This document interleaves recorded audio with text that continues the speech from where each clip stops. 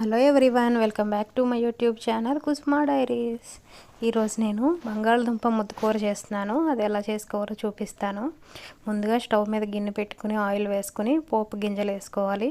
ఈ కూర కొంచెం పోపు ఎక్కువ వేసుకుంటే బాగుంటుంది.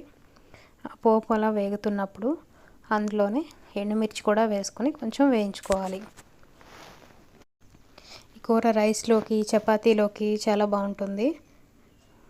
ఈ పోపు వేగిన తర్వాత ఎండుమిర్చి కూడా వేగిన తర్వాత అల్లం పచ్చిమిర్చి దంచుకుని వేసుకోవాలి. మన కూరకు సరిపడా కారం ఇదేనండి, ఇంకా దీంట్లో కారం వేయము. ఈ పచ్చిమిర్చి కారమే సరిపోతుంది.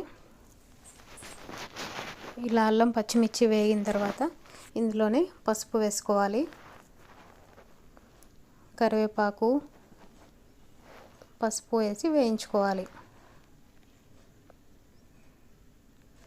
ఈ కూర ఫంక్షన్స్లో పెళ్ళిళ్ళలో పెడతారండి, బాగుంటుంది. పసుపు వేసి వేయించుకున్న తర్వాత అల్లం పచ్చిమిర్చి పచ్చివాసన పోయిన తర్వాత పెట్టుకున్న బంగాళదుంపలు ఇందులో వేసుకోవాలి.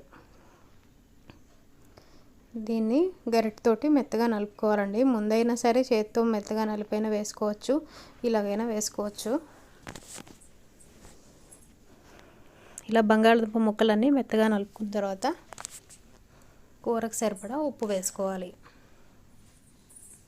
ఇందులో మీకు ఇష్టమైతే నిమ్మరసం వేసుకోవచ్చండి, నేనైతే వేయట్లేదు. కావాల్సిన వాళ్ళు కూర స్టవ్ ఆపేసిన తర్వాత నిమ్మకాయ రసం వేసుకోవచ్చు. వీడియో కనుక నచ్చితే లైక్ చేయండి, షేర్ చేయండి, సబ్స్క్రైబ్ చేయండి. Thank you.